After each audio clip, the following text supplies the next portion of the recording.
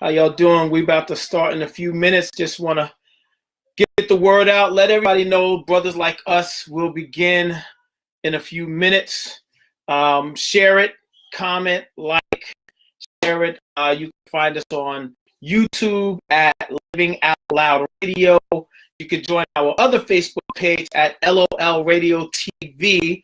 And if you join us there, all of your comments will be able to be shared on screen. We're going to have another lively conversation today.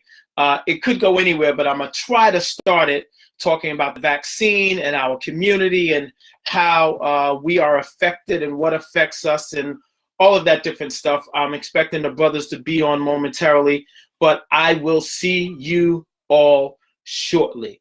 It's Brothers Like Us on Living Out Loud Radio TV. I look forward to all of you guys joining, not only watching, but join the conversation. Share your comments. Let us know that you're there, and we look forward to sharing with each and every one of you today. Let me see. I know everybody will be joining momentarily, so give us a moment for the intro, and we'll see you guys shortly.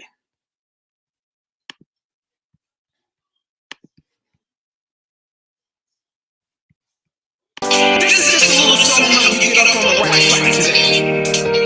Or maybe it just help you calibrate. Take your mind off all the stress that's going around. Come on, you ready? Let's go.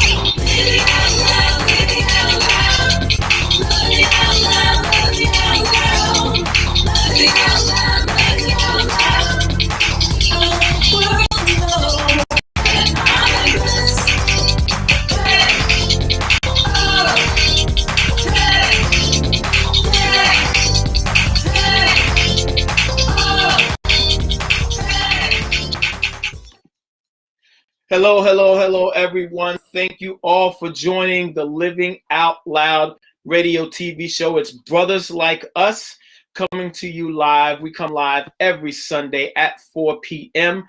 and we look forward to sharing, laughing, talking about whatever it is, music, family, fun, faith, love, sex, health, whatever comes to mind, whatever's on our minds, whatever's on your minds. We like to discuss it in an open, honest, non-judgmental way. And we just look forward to joining with other brothers like us, getting their perspective, your perspective on everything that's going on in our lives. So I thank you all for joining us. I want to make sure that I'm up and running here. I believe we are. Just let me make sure we're all set. Actually, we're going to be playing around with some different platforms also in the next few weeks. We're looking to do a few other platforms just to see what works best as we get everything together here. So I'm checking Facebook now just to see if we're up and running. I do not see it yet, but I'm hoping that it comes up shortly. Let me check over on YouTube. 1 second. And look forward to joining with all of you guys. One moment, give me a second to get my life together here. Come on, change there. Okay, cool. Go to our Facebook page, YouTube page, I should say, and get all of this out of the way here. Boom, boom, my channel. Yes, okay. Okay, looks like I'm live there. On YouTube. Let's make sure we're good. Yes. Beautiful. Okay, I see it there. Perfect. All right, so again, if you join us on our Facebook page at LOL Radio TV, on Facebook, that's our official page. You can share comments, and your comments will be able to be shared online. If you join us also on YouTube, it is actually Living Out Loud Radio. And if you join us there, share comments, your comments will be able to be shared on screen, and me and the brothers will definitely discuss them. We'll share them. We'll talk about them. We'll shout you out. So just come join the conversation. Let's have a good time. Today, I want to talk about, if you know anything about the show, you know our we can bounce from one subject to the next, and it's always enlightening. But we try to tackle all different subjects. But today, I want us at least to start.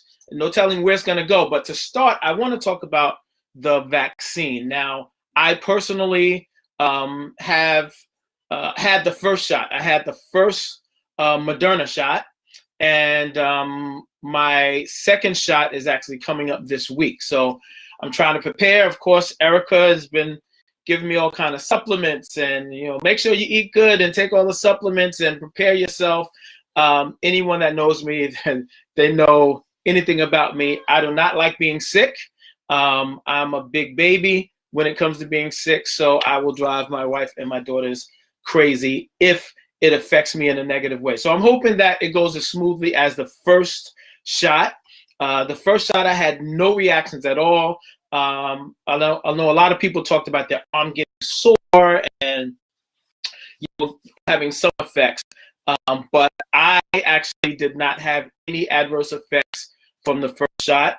I know the second shot is supposed to be worse. It's supposed to have more of whatever it is in the shot that affects people. So I am preparing myself, even if I'm not totally under the weather. I am preparing myself to take the shot and see how it affects me. So there's my man, Reg. How you doing, bro? Good to see you, baby. Good to see you, man. Just doing a little intro, talking about where we're going to start today. We're going to start talking about the vaccine and just sharing with everybody that I've had my first shot already, but my second shot comes on the 24th. So I think that's like Wednesday. And I'm hoping that it does not, that I don't have major adverse effects from the shot, because as I was sharing with our listeners, I am a big baby when it comes to that. I do not like being sick. I don't get sick listen, at all. Get on. But I don't like being sick, and I can be a bit of a brat. So I drive Erica and the girls crazy here in the house whenever I get a cold or maybe a 24-hour bug or whatever it is. I'm really bad. So I'm hoping that this next shot on Wednesday is not a horrible one, and I hope I don't have adverse effects from it. So how you doing today, bro? How you doing, Rich? I'm doing good. A little tired, Okay. But I'm doing good. Excellent. I'm glad to hear it. Very glad to hear it. Now, I know we've talked about the vaccine for the last few weeks, actually, and I cannot remember. Have you had the shot? Are you taking the shot? Are you looking forward to having it? What's the deal with you? Well, I was one of the skeptical ones. Okay. I wanted to wait, you know what I'm saying? And what I did was, what I've been doing these last few weeks is I've been just listening, and I've just been reading, and I've just been praying, right? And because I didn't want to be influenced by any, we all, at the beginning of it, many of us we were skeptical, right? Right. Mm-hmm. We started watching and listening, and then I already knew that there were going to be people who would try and influence us, movie stars, artists, right. Uh-huh. And I said I'm gonna kind of close my ear to that and just really pray, and just kind of watch and wait. I didn't want to be influenced by anything or anyone other than God, to be honest with you. And I'm not trying to be super spiritual. Nope, I got you. Because I also wanted to check why didn't I want to get it? What was the issue with me? And my wife was in the same place I was. Me and my wife was in agreement. Okay. We were gonna. First, we were like, we're not taking it. Then, okay. Then my mind started to change, only because I'm working with kids. I'm working with kids. Right. And so my conclusion for myself, this is not from the news. This is not from anybody else. My conclusion is, look, I'm gonna be 54 this month. Right? Yep. When we were babies, we all got vaccines. We all had to get vaccinated. And so I said to myself, Lord, I've trusted you with my life so far. We get on planes, we do crazy things on a regular. Yep. You know, I'm still nervous about having any kind of stuff put in my body, you know. But at this point, I'm like, you know, God, you've given me 54 good years. Whatever happens from there, I'm still going to trust you with it. You know what I'm saying? So Yes. I rather take the risk of being safe, so that we can function. So that's what me and my, so, you know, I talked to him because I thought Monique was going to be like, first she was like, Reggie, you get it. Let me see how it affects you. Let's make sure that life insurance is up to par. You know what I'm saying? But I told her, I said, babe, we can't do it. Everything we do, we got to do together. That's the way, that's what we do. So if you're not going to get it, I'll wait. You know what I'm saying? That's how, you know what I'm saying? It may not sound like the most wisest thing, but she's my wife, you know, and I want to make sure we roll together. Yeah. So I said that, and she was like, well, we might as well just go get it, you know? Right. So the funny thing is, okay, so she's the one in charge of putting together the, you know, the appointments and stuff like that, and she's been dragging her feet a little bit. So you know, but we're gonna take it probably this week. We're gonna get our shot this week. Okay, so now this is the thing. I'm sorry, Vaughn. Go ahead. You were about to chime in. Go ahead. I was gonna ask, how can you're able to make the appointment?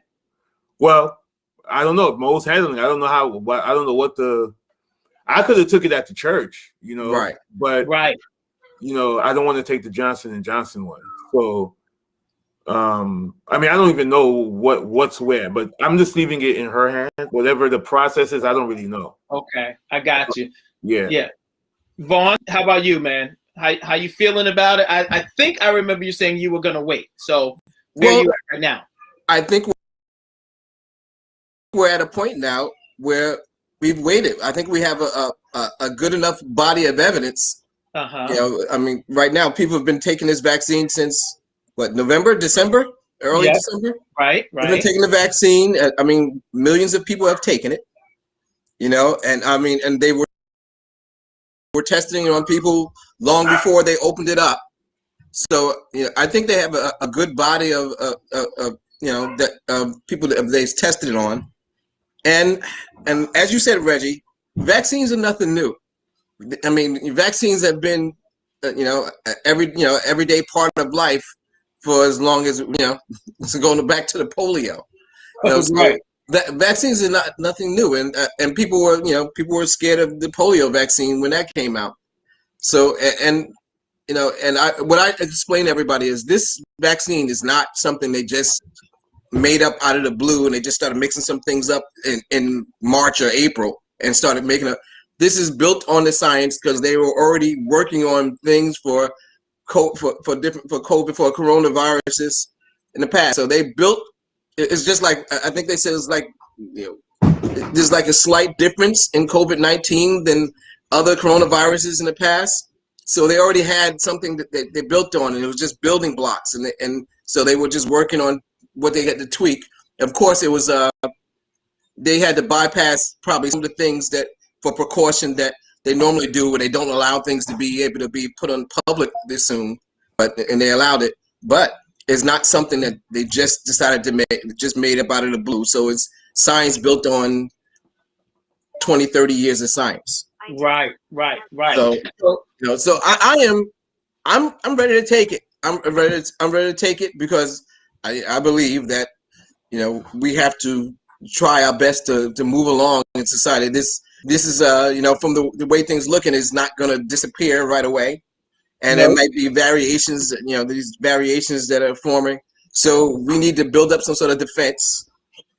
And now I'm willing to go ahead and get this thing started. You know, I wish I could take it. I got to see if I can go ahead and get myself assigned somewhere that I can do it. I didn't know I could do it until, you know, I think, what are they saying right now, at age 65? If you're not working in some industry that allows it. Yeah. So it was 65. I think they dropped it to 60. Mm-hmm. You know, President Biden promised that everybody would be able by May. By May, right? I was able to get it through my employer because we are public facing. We're nonprofit. We do, you know, direct service. So I was able to get it there. And I'll tell you the truth, Reg, I was just like you, man. I left it up to Erica to find out where I could go, how I could get it, and then it sort of left us at an impasse because I was able to get it, but she was not able to get it as fast. So then she had to go searching, and you know, I mean, listen, I wrote about this earlier about the having access to the shot once we get to the point where we decide that we want it. And that's been a problem for a lot of people. I'm finding that a lot of people do want it, but having access to it has been an issue. Being able to stay online that long to find an appointment, and then, you know, you could find appointments upstate and, you know, so far away from where you actually live. And some people are actually taking the drive.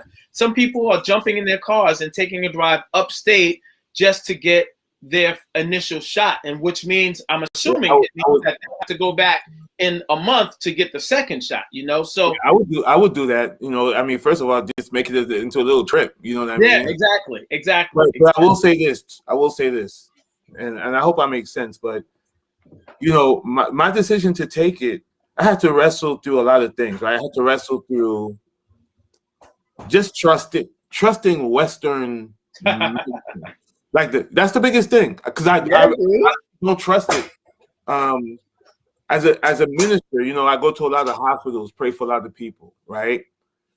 And the medication that people are on, you know, one of the things that even my mom takes a lot of different medications, and you got to take a medication against this medication to offset that medication. Yep. That stuff makes me nervous. So I'm not a person who takes medication for anything, you know what I mean? So not even, you know, I know a lot of us men are kind of like that. Like, if I get a headache, I'm going to fight it out. I don't want to take a pill or nothing like that. Right.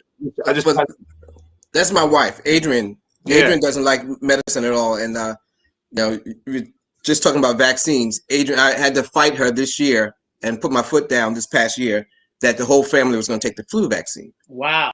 You know, because she's one that every year she's like, I'm not doing it. This year, because of everything that was going on, I insisted that the whole family take the flu vaccine and to do that. But, you know, Adrian would be the one that's, you know, that's a little more nervous about taking the COVID-19 vaccine. But I think even in this situation, I think she's going to give in. And she works for 1199, the healthcare union. So I believe she'll be able to get it through them. Okay. Like, you know, and I'll be like Erica, searching, trying to find somewhere. Yeah, it's not easy, man. But you know, Rich, going to what you said, you know, a large portion of our community feel the same way. It's something that is, it's a long-standing concern that we've had because of our history with the country, with Western medicine, with, you know, experiments and studies and all of this stuff that has happened. And it is really valid, man. So I would hate for people to feel like, and I think sometimes they're made to feel this way. They're made to feel like almost like conspiracy theorists, you know, like, oh, that, you know, come on, man, you know, that was a long time ago, and, you know, that wouldn't happen today. Man, anything can happen today. Anything can happen today. Listen. When we watch television and those commercials come on for all these different kind of medicine to offset like diabetes or right, the thing that always amazes me is the side effects. Yes. Yeah. Right. The side effects is like 3 days long. Right. You know, it could. You lose your eyelashes, your teeth. And they say it very quick. At the very end. So, and that really was a concern for me. Like, you know, and again, for a person who already has underlying issues. I mean, that was the issue for a lot of us. You know. Yes. What's the underlying effects? Okay, you know. And then I had to kind of go through the thought process of where we are as a country. We're not the most healthiest country, right? I've been overseas. I remember living in the Czech Republic and how healthy people in the Czech Republic are. They're strong. You know what I'm saying? Like, I've been to Haiti. People eat cleaner in Haiti. People, Right. So, we have a lot of things that works against us more so than for us. Even for us who are really trying to eat healthy, it takes a lot of effort to eat healthy. Absolutely. Even some of the food that's quote unquote healthy is not really healthy. Right. You got to go through your own cleaning process. Yep. Or you got to go shopping somewhere where there's fresh produce and stuff like that. So so all of that I had to process. And again, without being too spiritual, I said, okay, God, I still don't trust it 100%, but I have to trust you. But I trust you. Right. Absolutely. Because I want, my heart is, I want to be around for my family. I want to do some things with my wife. I want us to enjoy our life together. I want us to be healthy, so, and a lot of it too also is once you make that decision, whether you're a believer or not, once you make that decision, you have to rest you can't worry about it. Right. Because worry can show up as a symptom and you can think it's the vaccine. Exactly. You know what I'm saying? So once you make the decision, you have to be like, okay, I've made it. I'm done. Let me live. Let me just rock out. I'm just gonna take a shot. I'm gonna rock out. So you can't be overly concerned once you make a decision. Yeah.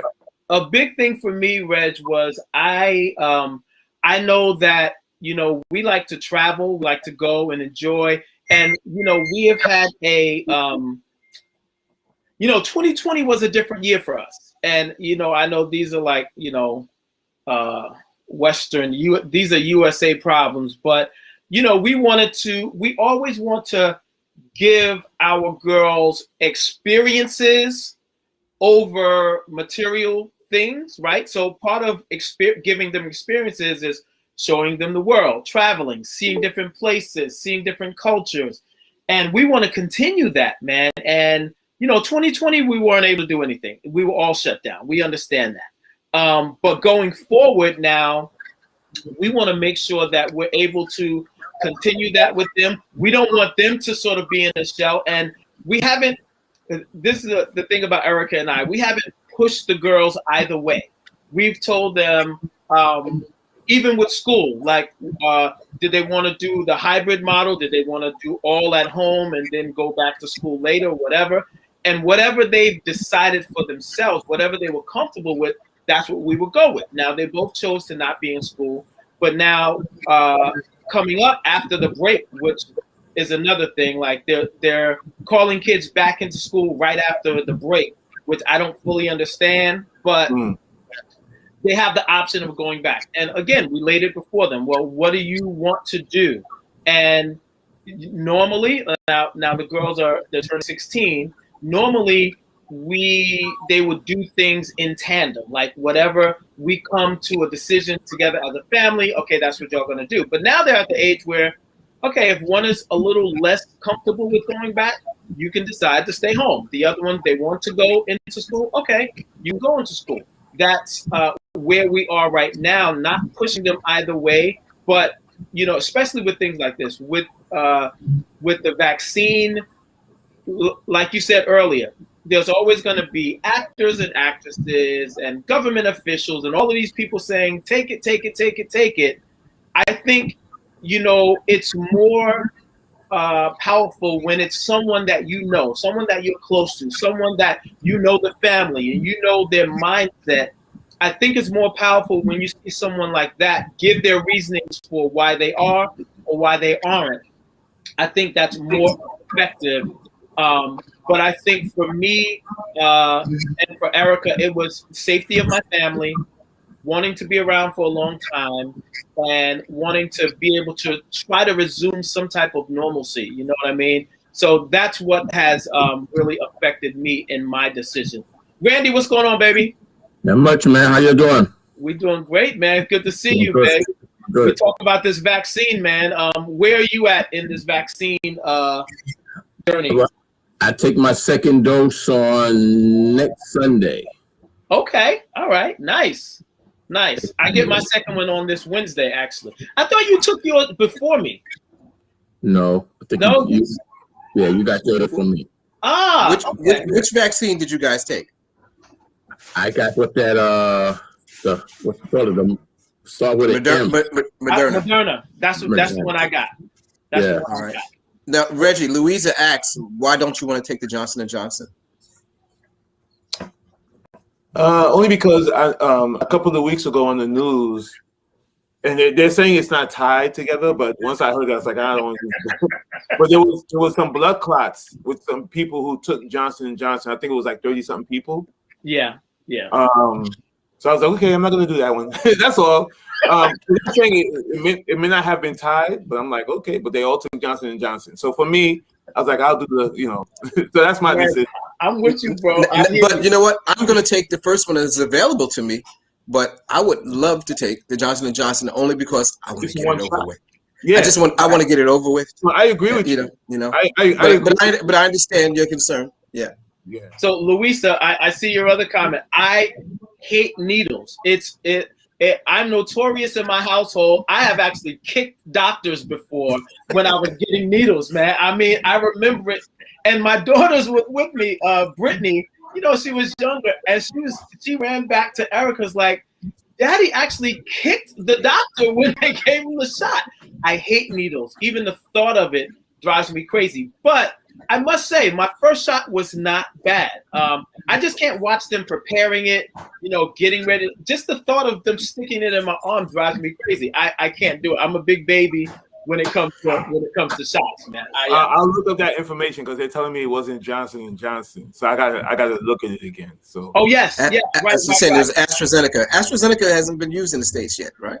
No, I think it was just approved overseas somewhere, right? Yes. Okay. So Yeah, I promise you, I thought I heard Johnson & Johnson, so I'll look it up. Because once I heard it, I kind of like, okay, I made up my mind, and I didn't want to hear the rest. Yeah. So I thought you listened too quick. But Thurston, you were talking before. You were talking about people are traveling to go get the vaccine. A lot of our people are still not taking it. I mean, near us, Reg, in Springfield Gardens, the Walgreens there. Someone told me they saw the line there, and the line was all Caucasian people from Long Island. Really? Yeah. Wow. It was all Caucasian people from Long Island who were coming over here because the people in the area haven't been taking advantage of it, and so they're allowing people from other areas to come in and get it, and that's what's going on. I was reading an article just about the flu vaccine, and they say hospitalization with the flu vaccine for African Americans is double what it is for white Americans. Really? Because Black people don't take vaccines, period. They avoid it. So it's not COVID, it's in general. Yeah, and not only that, but man, we gotta, and I don't want to speak like we don't know, right? But we gotta understand the demographic also for in the Black community, right? Remember, for most of I grew up in Flatbush. So all up and down Flatbush are Black men and Black women who don't have any kind of health care and who don't think about it that way. They go through life fighting sicknesses on their own terms. Wow. And it's a whole lot more than you think, right? When you think about certain neighborhoods. Even though if they make the vaccine available, you don't even need a healthcare card or anything like that, right? People, their mentality was like, I ain't going, they just, they live in the way they live in. So it's not just Black people don't want to take it. A lot of Black people don't even, their mindset has already been kind of conditioned through the years, right? Right. Yes. Like, for instance, for me, before I worked, man, I went through. When I used to get sick and I didn't have any medical coverage of any kind, man, I used to do what I could. I used to fight fevers. Drink tea. Yeah. Old school remedies. Right? Yeah. And certain things that you probably have to go to the doctor for. I didn't go to the doctor for. You know what I mean? And then by the time you get Medicare, by the time you go to the hospital, the doctors are telling you all the different issues that's going on in your body. Right. To the point where you're overwhelmed at the information. You know what I'm saying? So It's a lot. It's a lot. It's a lot that we have to pray for, you know, because and then you have the homeless population. Absolutely. Right. This, you know, you have I don't know. I don't know if I haven't read up on how they're facilitating vaccines for inmates, you know, for people in prison. You know, I'm always I haven't heard about that. That's right. All those things are important, you know. So when we talk about black people there's black people who definitely won't. They're still, you know, I ain't trying. Right. But there's some people who don't feel like they can, you know, because of their situation, their finance, you know, the way that they're living. They don't think they have access, you know. You were talking about with inmates. I think with inmates, I was talking with my cousin who has a little experience in this matter. You know, I was talking with him just last week, and he was saying that because I was asking him about vaccines, and he was talking about about the flu vaccine, and he said, you know, they will offer it, but a lot of offer it to them, and they weren't forced to take it, and it was up to them whether they wanted to take it or not, and that's probably exactly the way they're going to handle the COVID, handle COVID-19 and just offer it. But you know, you would think if COVID-19 got into that situation, it would just rampage through the entire facility. Which it did. It did. Right. Yeah. But they're not mandated, so it's still up to them whether or not they want to take it or not. But I think that a lot of stuff have to do with also that way this whole thing started. That they didn't have a lot of places in the black and brown community for them to be tested. Now all of a sudden the vaccine comes out. Now you want to put it in the neighborhoods. So what was happening, like, you know, we live out in Long Island. Right. You couldn't find it nowhere. So the way they had to go around about it, if you were 65 years old, a certain age, then you had to travel to these different places to get the vaccine. Then they started doing with if certain jobs was offering it. Right. Like if you was a city worker, you had to come with your ID, you had to come there, but it was still always in either you had to travel to the 5 boroughs to get it. So I've seen where a lot of people that was in Staten Island. So when you research it and you put in your information where you can get the vaccine, wherever they was offering it, you know, that's where you would have to travel to go get it. So that's what a lot of stuff was doing. But it was just that, you know, when it comes to us, we just was not just going to go and get it done, even though they try to blanket all the different areas and stuff like that. That's why you would have it like the church offered it at CCC and all the different other places. Now they're talking about it, but I don't think they haven't done it yet, where they was talking about having it be administered at Nassau Coliseum. But I don't think they've been talking about that. They've been talking about having it there, which would be good. But again, you know, I think that access is a big thing. So you're right. There is this narrative that, you know, Black people in the Black community do not want to take the shot. I think with this,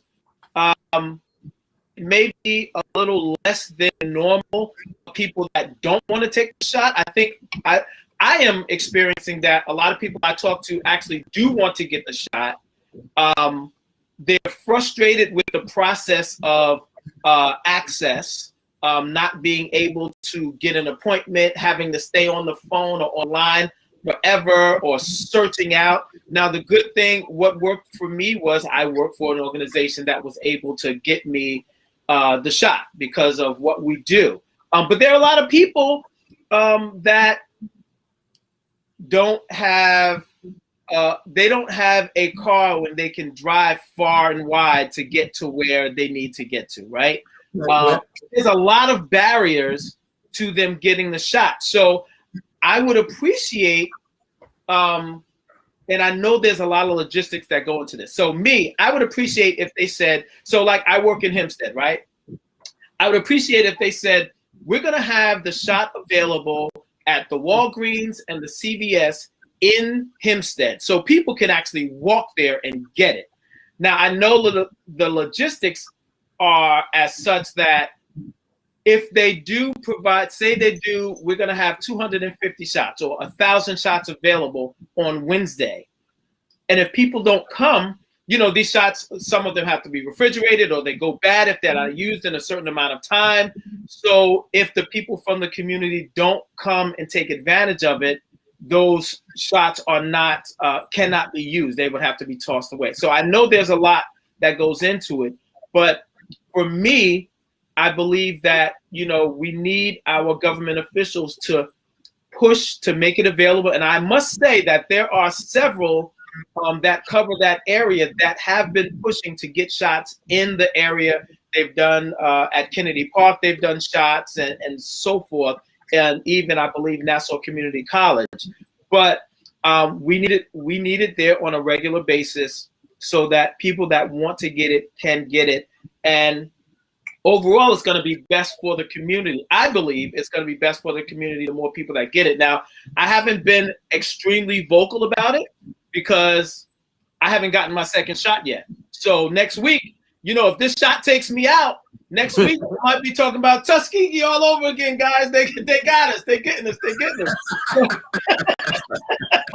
So I haven't been as vocal about it, but I'm going to get my second shot on Wednesday. So we'll see what happens. Pastor D, how you doing, man? Hey, brother. Hey, brothers. I'm sorry. I overslept, man. I put my head back to get a nap, and I don't know what happened. Yo, those Sunday afternoon naps be real good, though, bro. Especially after ministering, man. It's like, I don't know. It feels like you didn't hoop on them today, did you? No, I'm not a hooper, man. I know, but I've been messing with you guys. But our conversation last week, I thought, all right, I might hoop on them a little bit this week. No, remember, get my organ ready. Remember, he turned into Pastor Bernard. He had his blackboard out today. No, but check it out. No, but seriously, you know what? Today, baby. Yeah, listen, that you know what? That's really me. That's really who I am. I mean, I'm a teacher, so and I love that stuff, especially technology. But remember, I said last week, if there's anybody watching, you better get this because you're not getting this because I've been pastoring 21 years now, and in 21 years, I may have hooped 3 times, maybe. Wow. Maybe. Number one is just not who I am. Okay, that's number one. Number 2, and I'm gonna get in some trouble behind this one, but it's okay. Oh God, I really shouldn't. Oh Jesus, help me. I know we have bro. You already have some water. You're either gonna walk or swim or sink. Okay. How about float? Can we float?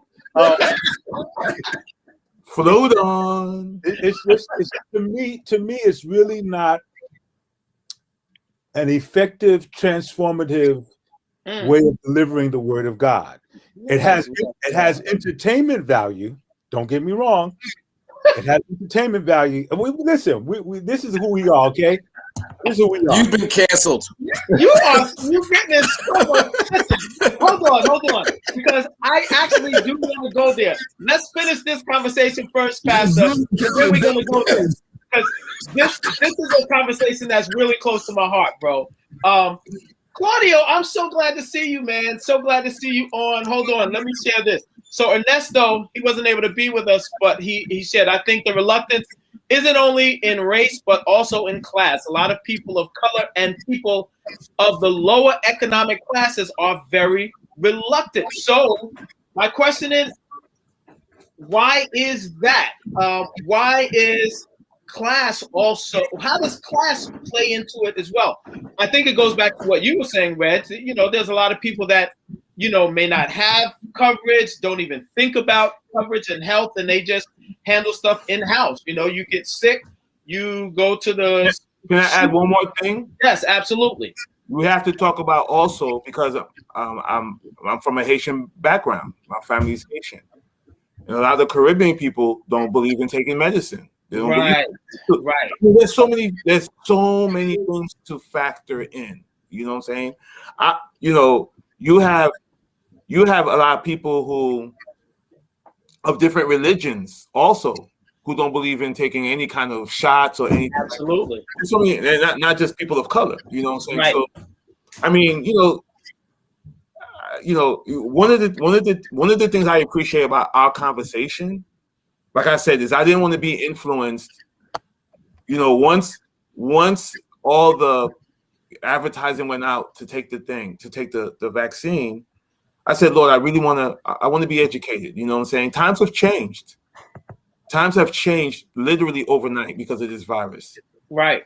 And so we can't afford to rush into anything. Like Vaughn said, and Alan said last week or some weeks ago, we know that this vaccine was in the works anyway, but they have more incentive now to finish it, to get it done. Right. Quicker. And I know that's how a lot of medicine came to be. Like, there was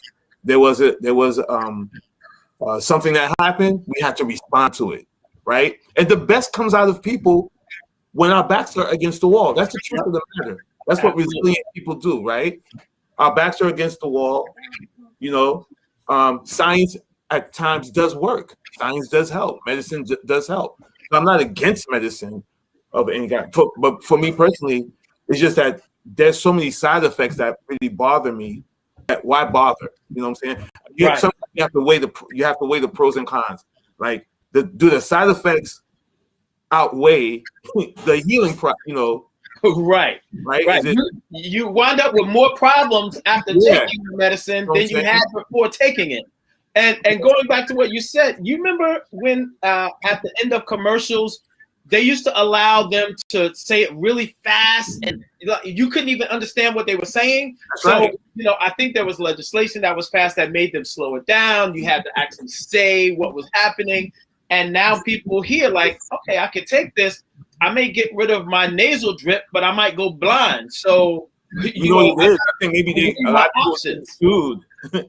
Maybe a lot of people were getting sued. Maybe there was a lot of lawsuits behind that. Who knows? I mean, I'm sure there was.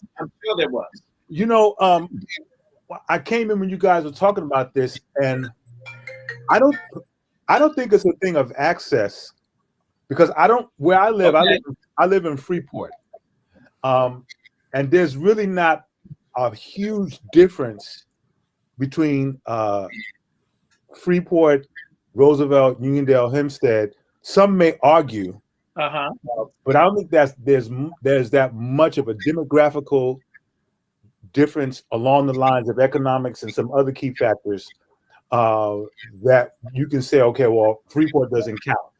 And so the reason why I say I don't think it's access, because I'm always getting emails from the CVS in Baldwin and the Walgreens in Freeport, come and get the vaccine. Okay. And they're not, in fact, from the beginning, they never said you got to make an appointment. They just said, come in and get it. Okay.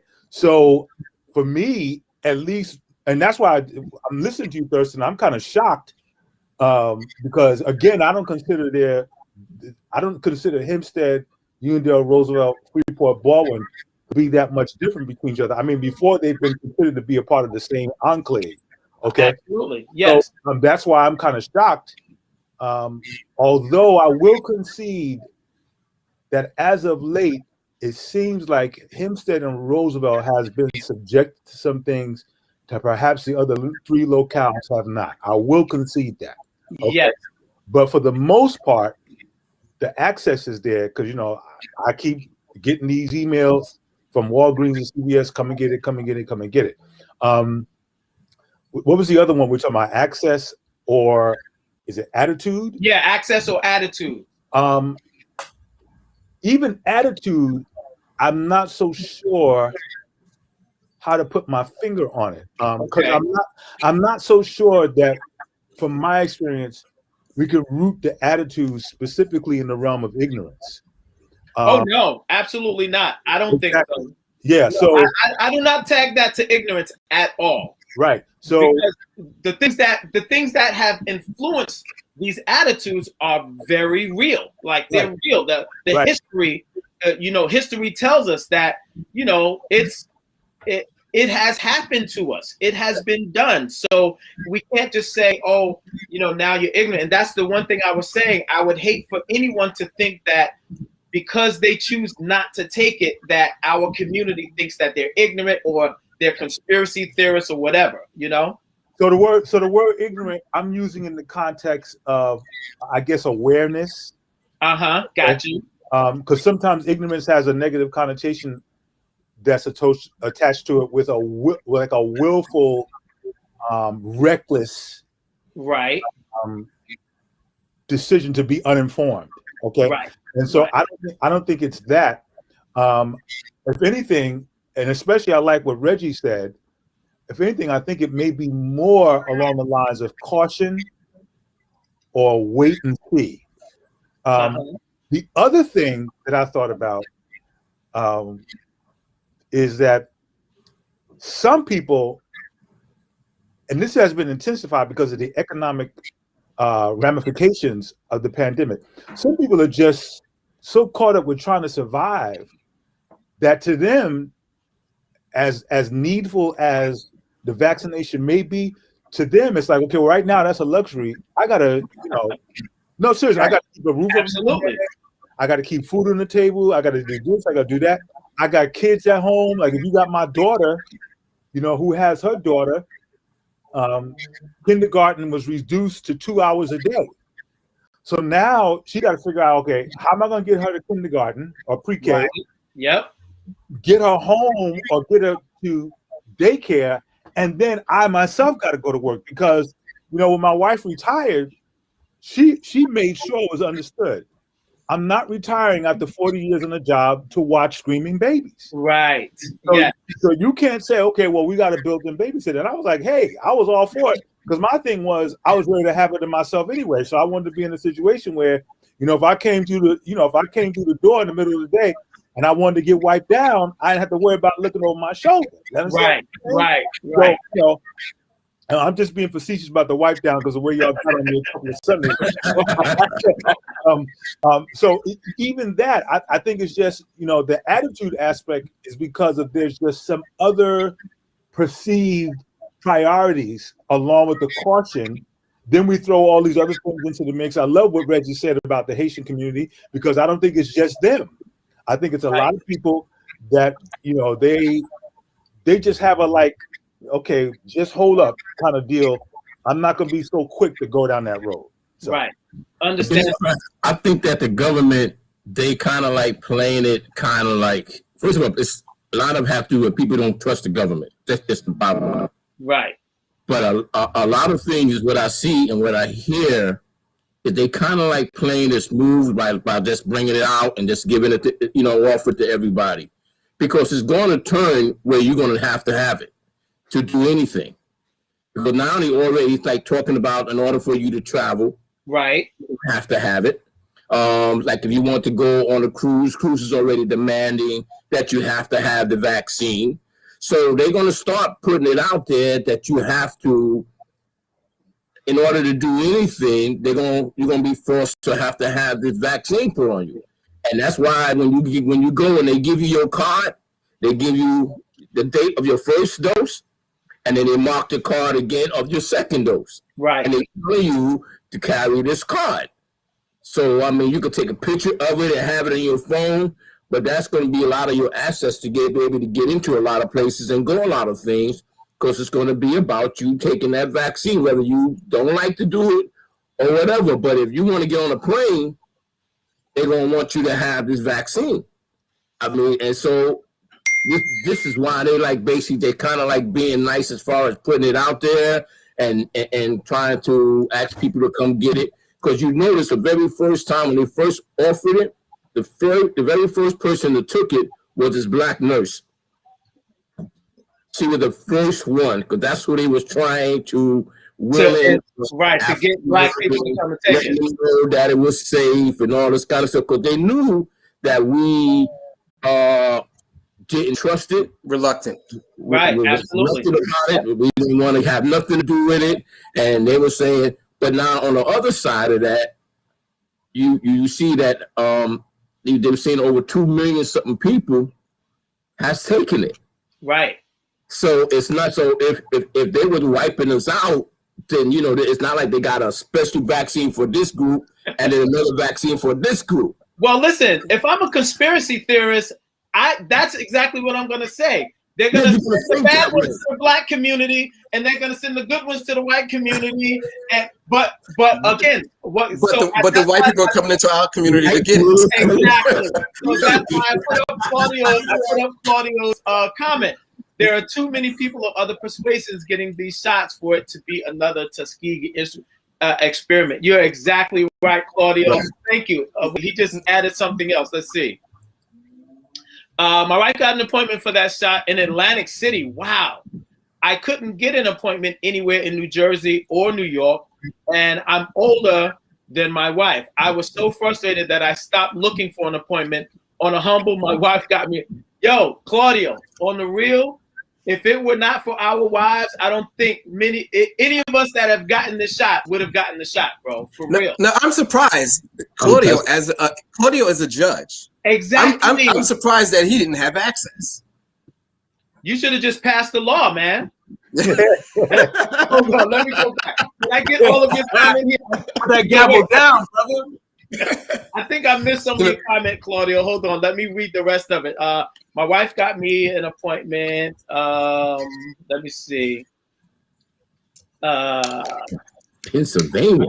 I got my first shot in Pennsylvania, and finally was able to get a second shot in Jersey. Okay. This may be just my anecdotal account. Yeah. But I think frustration is also driving a lot of what's going on. If it wasn't for my wife getting me that first shot in Pennsylvania, I still would be waiting. Claudio, I'm telling you, bro. And I actually had access through my job, but I still had not gone on and made the appointment. It was Erica that said, send me that email. Let me look it over. Let me go online. And I kept saying, oh, man, it's so hard to get it. I don't know what to do. This link is not working, whatever. I gave her the email. She pulled it up. 5 minutes later, she was like, you have an appointment at 8:15 on tomorrow. You're going to go down there and get the shot. It was just that easy. Listen, we are love with. I took my shot. We are love with. Yes. Because I got a call. Sorry, Randy. I just want to say this real quick. I got a call from the church twice because I worked there. Right. You good? You could come. I was like, nah, my wife ain't doing it. I can't do it. I'm love with.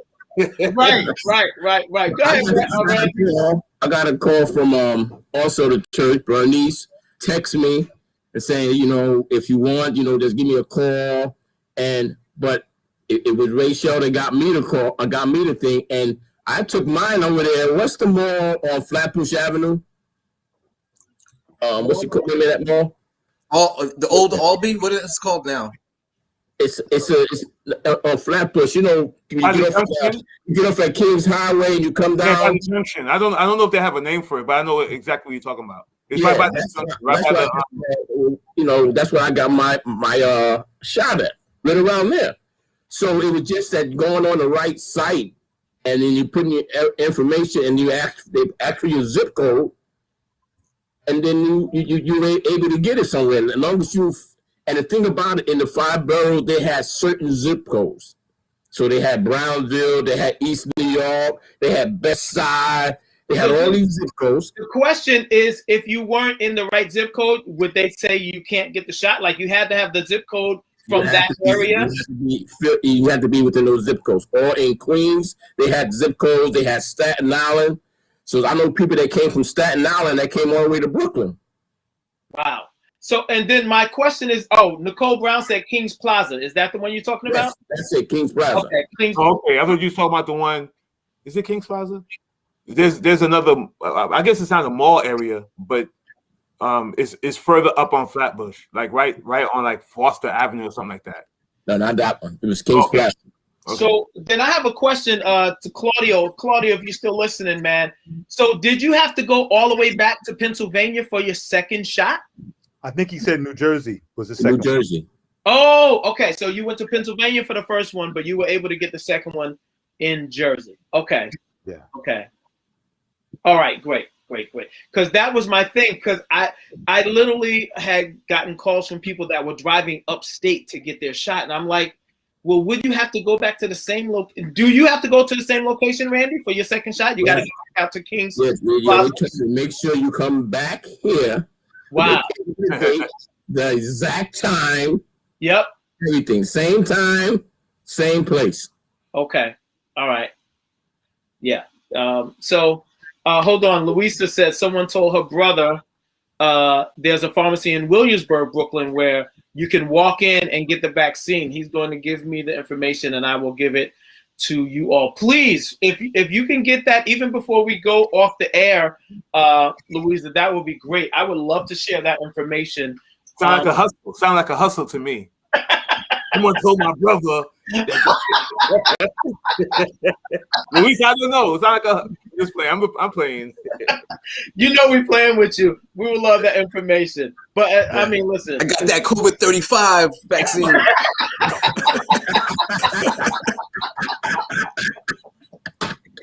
Oh, it's the COVID-35 vaccine. You know, it covers more than just the 19. You know, it covers everything, sis. Just, you know, give me $25 and I'll make sure you get at the top of the line. Or he said, I'm not messing with y'all today. Or it could be, you know, I was this same Walgreens I was telling you guys about when this thing was like really raging, man. I went in to get something, and the manager, man, next thing you know, there was this big ruckus at the front door. He had stopped this guy. This guy was stealing. You'll never believe what he was stealing. What was he stealing, man? He was stealing a case of Corona beer. Wow. And I said, I'm looking and I'm like, okay, of all things to steal, I wouldn't steal nothing with the name Corona on it. And this was in the first few months, they said their sales just plummeted. Right. Exactly. And you know what? And guess what? This individual that was stealing wasn't a person of color of African descent. Wow. Check that out. Wow. And the manager was like, I think he had experience with him before, and he told him, he said, I better not catch you back in. And the manager was a brother, okay? Wow. A brother like us, so to speak. And he said, I better not catch you in here again. And I was like, wow, man, if you're going to steal something, at least let us see that you involved with the times. You know what's going on. I ain't stealing nothing with the name Corona on it. I mean, I know that's kind of facetious or whatever, but I'm still just the point. It's the principle. Right. You know, it's crazy, man. So there's just so many factors, man, that are affecting the perception of this whole time. Okay. Yeah, absolutely. And listen, we probably should have known it wasn't a person of color when he was stealing Corona, because do brothers really throw back Coronas like that? No, there's commercials right now with Snoop Dogg, right? I know. I think they're trying to get Corona. us to drink some more of it. I think they're trying to get us to drink. Yeah, I think one is right. I think that their sales plummeted, so they say, "Yo, call Snoop." Right. Exactly. Which is kind of interesting in and of itself. Yes. Okay. Yes, but, sir. You know, that's a whole nother thing. But I just found it very interesting. So the perception that people have about this whole situation is like, it's intriguing. I'll put it like that. It's intriguing. Yeah. It's intriguing. Yeah, it is intriguing. But I'll tell you this, Louisa, because they know how Snoop is. Yeah, we know how Snoop is. Snoop gonna get that money. You know, how much y'all gonna pay me? I'm gonna say whatever I need to say. He's gonna do what he has to do for shizzle. For real. So yeah, that's where we are, man. We'll see how I am next week. We'll see. So I know I'm taking it. Alan said he's taking it actually the same day. Randy, what day are you taking it? Sunday, the Lord's Day. Second. And is it early in the day? Huh? Is it early in the day that you're taking it? What's your time? 10:15. 10:15, and we go on at 4. So I don't know if you're gonna be able to be with us or not, man. No, he said he's taking it on the Lord's day. He's good. The Lord's day. Yeah, I'm hoping I have no adverse effects. You don't feel anything until maybe like the next day. That's what everybody said. So I had two people that I know that took it. My brother-in-law said that he had no problems. Sister-in-law said she took Pfizer, her second dose. She had no problems. So it's different people that it affects. Sometimes, you're going to get some soreness in your arm. Right. That killed me. That the second day, I mean, your arm really started, you feeling it. Rachel took her first dose and she didn't have any problems. So this is how crazy we can be, man. And listen, I won't say we. I'll say for me, because like I told you, I got my first shot. I had no effects at all, man. I didn't even really have pain in my arm, and then my mind automatically went to, they probably didn't even give me the real shot, man. They probably didn't even give me the real. That's just how our minds work, man. That's how our minds work. I tell you, I think God.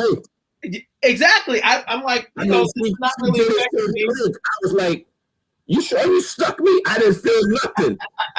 But the next day, I was like, right. But listen, I don't want it to affect me.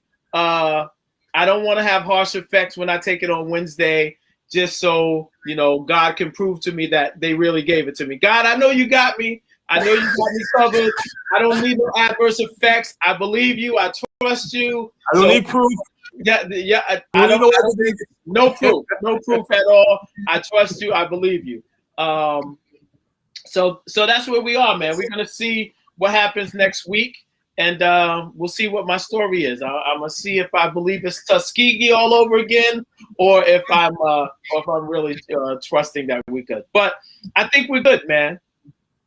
Who's that, Louisa? No, I'm not thinking negative, Louisa. I'm not. I really am not. I'm just joking. I know that everything's gonna be fine. I really do. And I want anybody that wants to get the shot, I want them to be able to get it, man. I really, really do. I think it's important for the health of our community. And even those that don't get it, like if you don't want to get it, that's absolutely fine. But everybody's staying safe, wearing masks. And I'll tell you, like I said earlier, I'm planning on traveling. So that's why I'm trying to make sure that I'm covered. I will say this also. I will say this, Thurston. We have to believe also sometimes that the vaccine could have been our answered prayers. Right. Like we've been praying for.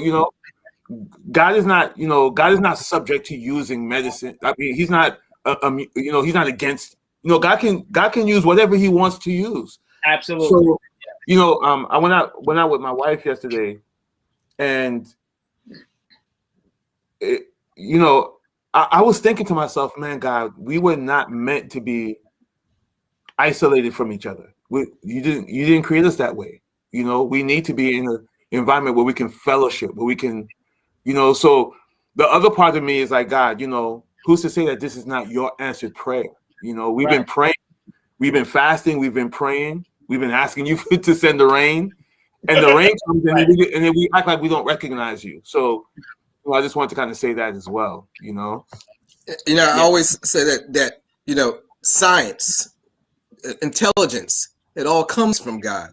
He's the greatest scientist. He's the greatest physician. He creates everything that the doctors learn. It all comes from him. All that the scientists can figure out, it all comes from him, and they put it together, whether they know it or not. But they might not acknowledge that it comes from God, but that's where it's coming from, for them to create the things they come, for the knowledge that they learn. And so, yes, I mean, God can heal anybody without saying a word. He could just be healed. That could be the case, but that's not the case in most situations. So if we don't, so we have to do what we need to do. And Thurston, what you were saying before about those who don't want to take it, we don't want them to think that we think they're ignorant or anything of that matter, but also not to be living in fear and not to be listening to those, because there are conspiracy theories. Absolutely. There definitely is. Whether it's the people who insist that this is Tuskegee all over again, right to the religious fanatics, who some are saying that this is the mark of the beast. There's literally there's evangelicals all over the country, all over the world, who are, this is the mark of the beast, or this is a trick of the enemy preparing the way for the mark of the beast. Right. So there are fear mongers out there. People can't allow themselves to fall into those traps. Make wise decisions on what they want to do for their own sake, for their own family's sake, and make those decisions without living in fear. Yeah, absolutely, man. Absolutely. Yeah, and even if you take the shot, you got to still, I know for me, I'm still make sure I have my mask on, because it's not saying that you can't get it again and all this kind of stuff.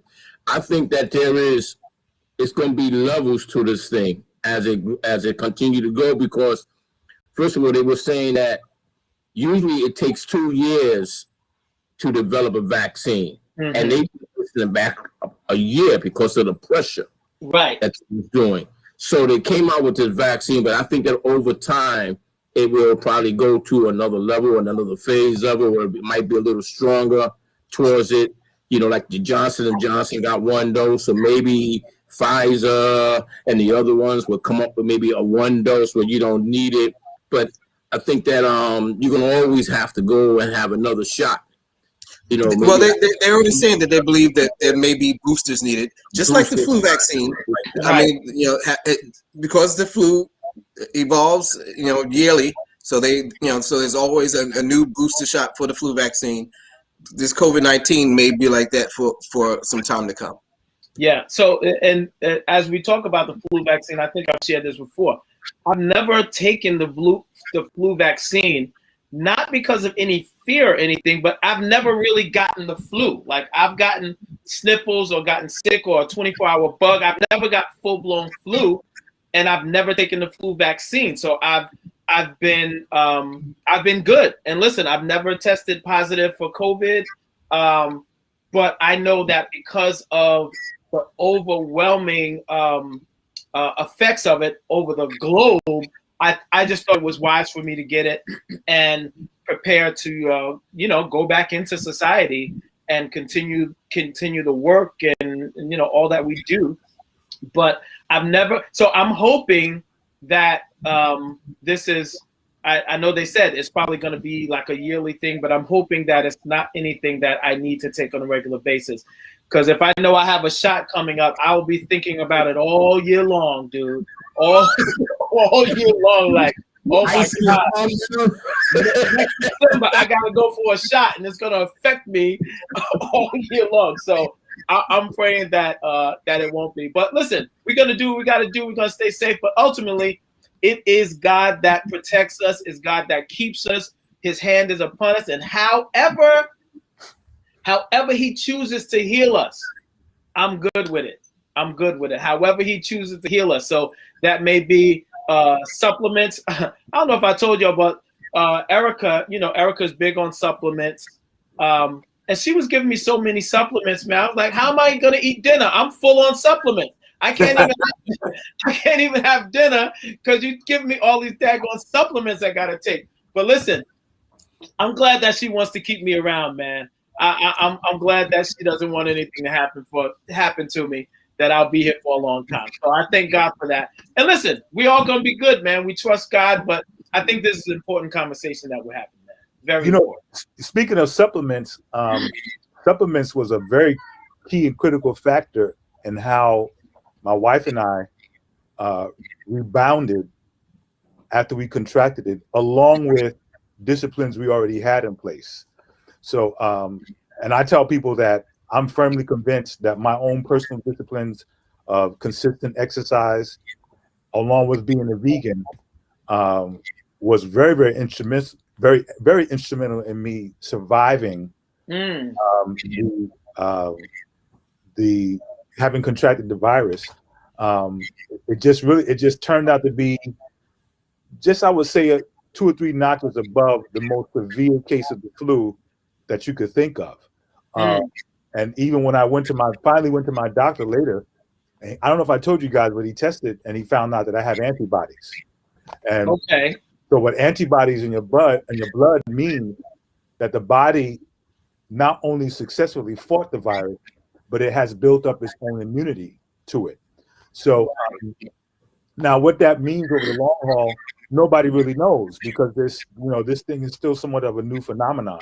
Right. But that aside, supplements is something that we really, really need to consider. I mean, I know you were saying what you were saying facetiously, Thurston, but right. It is very, very essential, man. And I'm a big fan of something. Matter of fact, I just spent upwards of $250 on my next regimen of supplements, man. Because, oh yeah, man. Listen, I don't play with it. I hear you, man.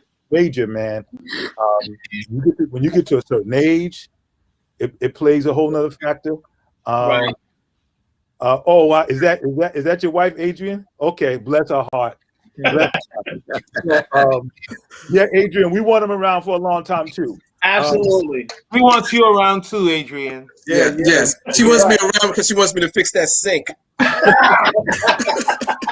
Okay, don't get in trouble now, brother. Don't get in trouble. So I've never done that though. Took supplements. Really? Never. Is that right? Oh yeah, Erica has me on. Now my wife is big into it, and she got the whole cabinet like lined up. Yep. But I never, she said, man, you need to take some multivitamins. I'm like, I mean, you go to the store, you like, there's so many, right? Yeah. And so I never really took that. I took the flu shot twice, and I got the flu both times. So I said, I'm not taking the flu no more. I'm not doing that. Wait for Randy when he takes his vaccine shot, because listen, I just never was into it. I never did. I know people always talk about supplements, man, but I make sure I eat enough whatever I have to eat. Right.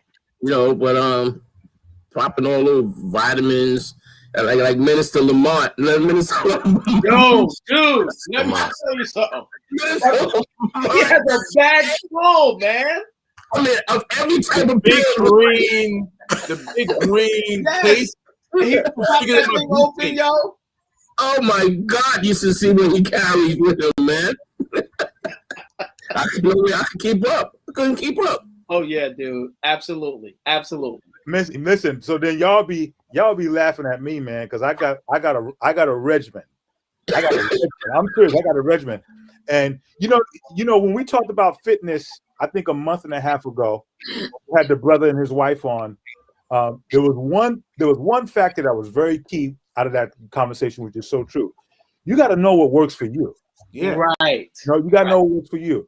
And the fitness journey that I have been on, I actually discern tangibly the difference when I don't have the level of supplements that I need, because everybody's physiology is different. Right. People, if you're blessed to just have the level of maintenance that you need with just the way you eat, then you're a really blessed individual. Absolutely. But there's some people, even being a vegan, there's still a certain level of supplements that I know that I need in order for me to function at the level I need to function at. So, thankfully, it has worked out well. But like I said, it was a key contributor, man, to us, getting past that virus, getting past it quickly, not having, some of the horrific side effects that you hear people have. I have a cousin, it took her 3 months to get back to normal. 3 months. That's a long time, man. Wow. That's a long time. There's reports of some people that never got their sense of smell back, never got their taste back. I don't know. I just cannot imagine living like that. Yeah, I know, man. I know. So, it's a lot.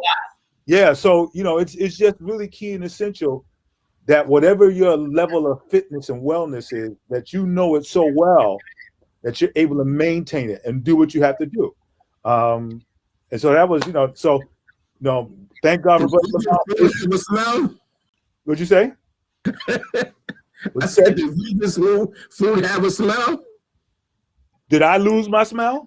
I said, do vegan food. Oh, so Randy, you trying to be a clown now? I know pork chops and ribs have a smell. Yes, it has a smell. Of course it does. It does. And guess what? It smells better than ribs. It smells better than ribs. Because here's what's gonna happen.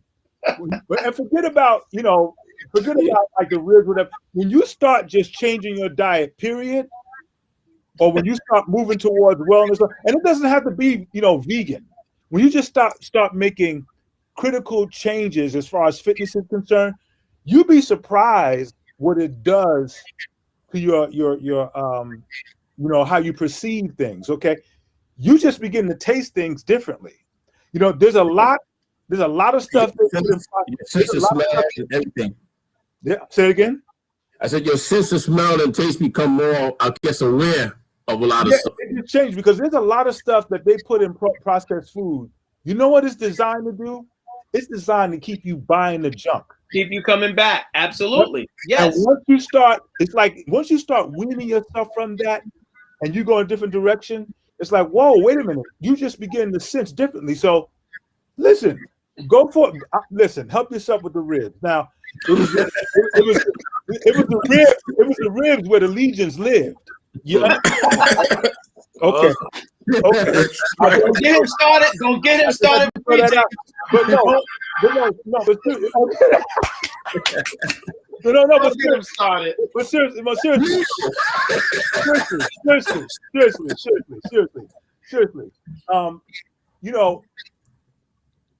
Sometimes you can become fanatical about it, and we don't want to do that. Right. Because again, Randy looks like he's in great health. I haven't had the pleasure of seeing him in person. Matter of fact, the only one I've seen in person is Thurston. So I haven't seen you brothers in person yet. But looking at Randy, he looks like he's in pretty good health. Okay, he's the elder. I call him the elder statesman in the group. He's the old. When he first said his age, I kind of like, no, he can't be that old. He can't be. It's impossible because he looks very good for his age. So obviously, what he's doing is working for him, and this is a known fact also. When you serve God, He takes care of you. That's a fact. Okay, so that's the other part of, or actually, it's the truth. So that's the other part of it. So then, when I look at him, okay, the ribs is working for him. Work it. Work it. Don't overwork it, though. Don't overwork it. In moderation. Exactly, and that's the key. I don't eat ribs like that. I don't know when the last time I had one. I just threw that out there. Yeah. Randy actually eats pretty healthy. I don't know when the last time I had rib, pork chops, none of that stuff. See, there you go. I haven't had pork chops in a while. I haven't had pork chops in almost 30 years. Ooh. Almost 30 years. Pray for you, man. We're going to pray for you. No, pray for you. Your wild don't mean nothing now, right? Exactly. So, Ty, thanks for joining us today, man. Thanks for chiming in. We appreciate you. So, Ty joined me and the ICB brothers for the King Summit that we just had. It was great. We had a wonderful time doing praise and worship. Ty, I really love you, brother. I appreciate you, man. I appreciate serving with you. So he shared. Now, Ty, I don't know Ty very, very well, but he appears to be a very healthy brother. And he says, good afternoon, brothers. Great topic. If you're not going to get the vaccine, then it's even more important to take supplements to boost your immune system and your overall health and exercise. So great comment. Yes. So this brings me back to another question that I was going to have for you, Pastor Darren, because you are big in the supplements. Now, I was taking a lot of supplements, and going back to something you said, you have to know yourself, right? So I was taking a lot of supplements, but I wasn't feeling great, right? Right. And so this is something that I know I need to work on because I take a lot of supplements. It's not making me feel really good.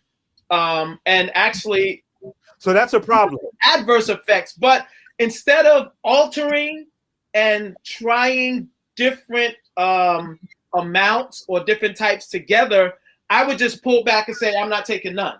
right? Yeah. See, if you're taking supplements and they're not making you feel at least a minimal level of where you were, but they also should make you feel better, then there's a problem. Okay. So my suggestion is, if you're going, just don't get into supplements just to get into it. Right. Just don't go into the supermarket like Randy was saying. You got them all here and there, all over the place. Right. Yeah, I suggest that you go to a vitamin store and talk with a nutritionist. And in the vitamin stores, they usually know their stuff. Like the one I go to is here in Freeport on Sunrise Highway called Sunrise Health.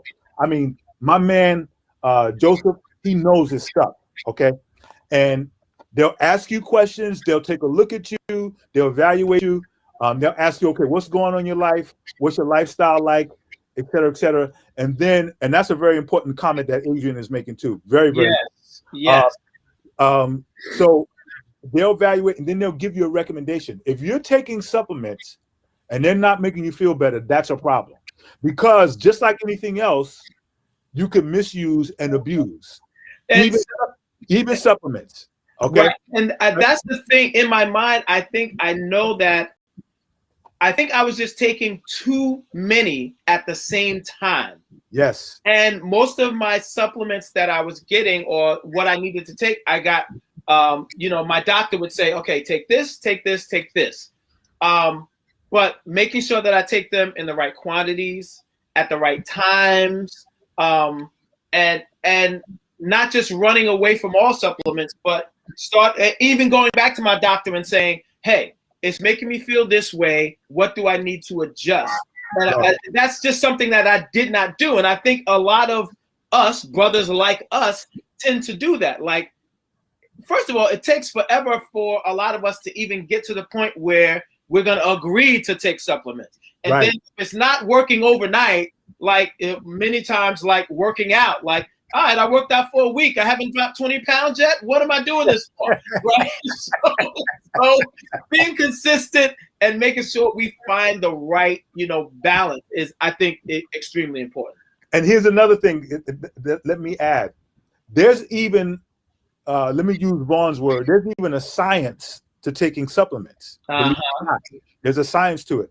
One of the things you want to do, because ultimately, the body is supposed to be put in a position where God has created us to manufacture some things on its own. Right. So even with taking supplements, you shouldn't even take them 7 days a week. You should take them, 6 days. And give your body an opportunity to rest. And my nutritionist explained it to me because there's a process that the body needs to go through in terms of its absorption and other things where it even needs a rest from supplements. Okay. Mm-hmm. Okay. Some will tell you that every 3 months you should go a week without taking them, or 2 weeks or something like that. I mean, there's just all kinds of things to it. And then here's another thing that's really, really important. So supplements that I was taking 10 years ago, I'm not taking now. Okay. Because my body has gone through changes, and it's a documented fact that a man goes through monumental changes every 10 years. He goes through changes spiritually. He goes through changes physically, he goes through changes mentally, he goes through changes emotionally, okay? And every other realm. And so because of that, what worked 10 years ago is not necessarily going to be applicable now. And so you need to, factor in the reality of, okay, let me just take an assessment and do an evaluation to see where I am and what's applicable now, what applies now, and then, make the adjustment. Sometimes you take supplements because of a situation. When that situation is rectified, you no longer need that supplement. All right. Right. There's some supplements there's some supplements I take for allergy season. Okay. When allergy season is over, I don't have to take that supplement anymore. Got you. You understand what I'm saying? Yep. So, and again, what I have found, that was like the husband and wife team that we had on. I can't remember their names, but that's Chris and Janine. Chris and Janine, they were very good, and they will corroborate a lot of what I'm telling you, and probably even take it to levels beyond what I'm telling you, because that's what they do. I just know what I know because I've been on this journey now for quite a while, and Here's one thing. By example, some years ago, I developed vertigo. Wow. Okay? And at the base of vertigo, there's inflammation somewhere in the body. Usually, it's in the blood vessels going to the head, because that's what causes the dizziness, because the blood flow is being constricted or being cut off. And so, and I never did like pills and allopathic medicine. I never did. So as soon as it started happening, I go to my nutritionist, and lo and behold, he explains to me, "Oh, this is what you're dealing with." Whatever. He gives me a regimen and says, "Do this." Within 48 hours, the vertigo started subsiding. Wow. Okay. Wow. He started giving me, natural anti-inflammatory things. Now, I had gotten past vertigo and I didn't have a problem, but all of a sudden, COVID brought it back with a vengeance. What was it? Inflammation. And when I went to my hematologist for my blood disorder, my numbers were way up. My numbers were at the point where they hadn't been since I had been diagnosed, which was like 6-7 years ago. Okay. So I immediately knew, okay, that was due to COVID. So they stepped up my dosage with the medication I was on for my blood disorder. But I also went back and got that regimen supplement for the pycnogenol, and sure enough, decreasing. And now I'm noticing less and less that I don't need it. So, Wow. these are the things that you want to be in. So I would just encourage you, Thurston, if you can, go see a nutritionist, let them do a workup and evaluation and assessment of you, and then get a regimen. Sometimes you don't need a whole lot. Sometimes for some people, a multivitamin is enough. Right. So thanks, Nicole, for that. For the name, perhaps, Thurston, you can consider a nutritionist. There's a sister that BCC who's a registered dietitian. Her name is Elizabeth Madison, registered dietitian, nutritionist. So this is my thing, guys, is I have generally always been a very healthy guy, right? I've been a really healthy guy most of my life. I go to the doctor. I generally get good reports. We love you too, Louisa. Thank you for joining us. Yes. And so I think, now that I'm getting older, and of course, body's changing, like you said, every 10 years, the body's changing, and there's some different things happening in my body. I still generally get pretty good reports from my doctor as far as my blood levels and all of that stuff. But yeah, there are certain things that probably could be managed better with a good nutritionist and supplements and so forth. So, it's encouraging me now to go back and look at what I'm taking and talk to a nutritionist, talk to my doctor, and really get that under control.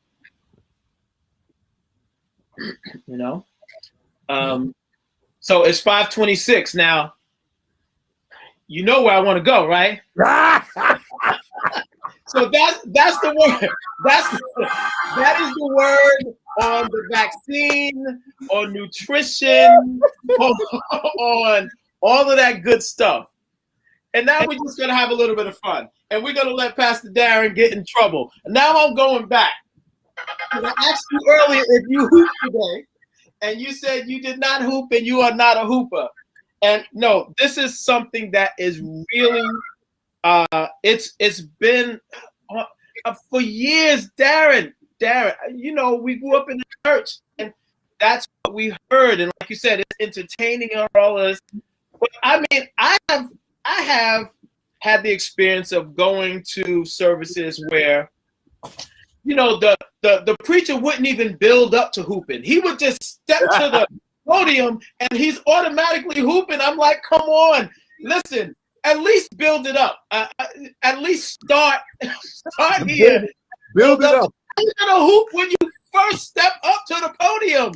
How are you doing that, man? So I'm gonna leave it to you, Pastor Darren. You about to get yourself in trouble, and I'm gonna open the door and let you go ahead and get in trouble, man.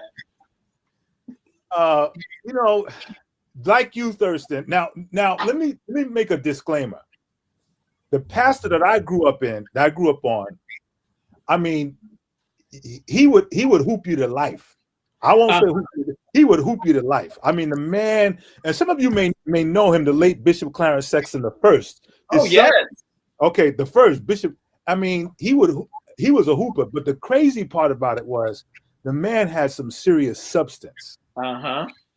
And he would be saying something. He was a lot like Jakes was before most people knew who Jakes was. Uh-huh. Okay. I got exposed to Jakes 3 months after I got married. Literally, it was exactly 3 months, the third Saturday in October. And he preached this message called "Tell the Devil I Changed My Mind." It was in a storefront. And I mean, he had that storefront reeling and rocking. And that was one of his classic messages. And I had never heard anybody preach on a prodigal son like that. Wow. Okay. Now, by the time Jakes got to what most people know him to be, he had shifted and he was moving more. And I remember when he became more of a teacher and less of a teacher. So I don't want to give the impression that I'm totally disparaging hooping. Okay. Right. Mm-hmm. However, come on, Reggie, put it there. We might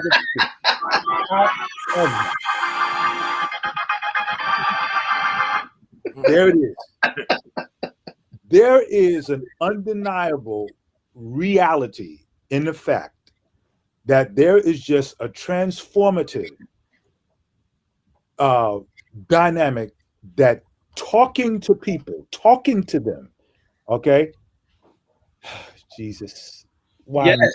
Why me, Lord? Why? No, you there, man. That's the reality, bro. Like you said. Talking to people, not yelling at them, not talking at them, not all of the emotional calisthenics, just talking with people, having a conversation with them, puts them under arrest. I often go back to David Ireland said something one time that was really powerful. He said, some things that you come across, you write down, some things are written on you. Mm. And in one of our first conversations, Randy talked about Rachel. That thing is written on me. And how when she first brought him to CCC, Dr. Bernard pulls out a New Yorker magazine, and he's reading from the New York magazine. Now, notice what happened. Randy was engaged. He may not have been engaged at the right time for the right reason, but he was engaged. Dr. Bernard had got his attention. Now, Randy's reaction was, "What is this foolishness? What is okay?" And he looks at Rachel, and she's not looking at him. She's a wise woman. Okay. Yes. Her thing is, I don't care what your problem is. You're gonna get this today. Right. And the rest is history. Because Dr. Bernard was doing what we call conversational preaching, Randy went from "what is this foolishness" to now years later, you ain't getting him to go nowhere else. Right. Okay? Right. Why? Because there was a platform that was created where there's an element of entertainment, okay, but it is not all entertainment. And this is what a lot of individuals miss. Okay, preaching, giving people the word, has an element of entertainment. What do you mean by that, Darren? What is entertainment? Entertainment is an escape. It is a diversion. It is something that allows you to put your attention in a pleasurable, relaxing way on something else outside of what you dealt with for the moment. And so delivering the word of God to people has an element of entertainment. The problem is when you put the entertainment factor above the transformation factor. Yes. That's where the issue comes in. And all of this, I'm not surprised individuals don't have ear infections from all of this. Grabbing your ears and then, okay, you're gargling. That stuff hurts the throat, man. That stuff hurts the throat, okay? So, you go through all this. Listen, you put me out there, I might as well go. You put me out there, all right? That stuff, man, is like, and it's like, it's amazing that some preachers have been able to do that for years and years and years, and they've survived. But when you talk to their people, okay, this is my thing. Let me talk to you on Tuesday. What did the pastor say? I don't know. I just know we had a good time. We had a good old time. Oh, are you serious? Man, you can't be serious, okay? Whereby when you talk to people at CCC, and other churches, there's other teachers out there. I don't want to. Yeah. You talk to them on Tuesday. Oh yeah, this is what pastor said. Okay, they get up on Wednesday. and something he said is resonating. That principle is ringing in your spirit. And see, that's and guess what? I'm very sorry. For the most part, there's some exceptions. For the most part, preaching does not do that. Right. Okay. Right. It will entertain you for the moment. It looks good, and then even some instances it just sounds good. I mean, you know, there's some preachers. I mean, they could preach you into a feel-good frenzy, but you know what happened? As one of my friends used to say, all you got was some sweet pills of emotion. That's all you got. Some sweet pills of emotion. But now you get a teacher that stands flat-foot and gives you principle. It's the difference between ribs and vegetables. Sure. I had a conversation. I was in a private conversation with a pastor some years ago, Had to be for Randy. And he was saying that you know, I was asking him, you know, he was saying how he loves teaching, and when he was asked, well, you know, why don't you teach then? He would love to be able to teach, but he said if he did that, if he just taught, if he didn't do all the hooping and hollering, he says the people would not even receive a word I had to say. Wow. He said because they're so brainwashed into that's what they believe a servant's supposed to be, that they can't even receive it any other way. So he has to try to get some teaching in the midst of his hooping and hollering and screaming like that. I've been to some services. I've been to, you know, because I've been in church my whole life. I've been in church services where the hooping and hollering is from the moment you walk in the door. From you was talking about the pastor starting. I'm talking about in the devotion service, because we didn't call it praise and worship, it was devotion. Right. In the devotion service, they're hooping and hollering. The announcements, they're hooping and hollering. Everybody, I mean, the poor organist can't get a break because he has to be on call for the entire service from the beginning.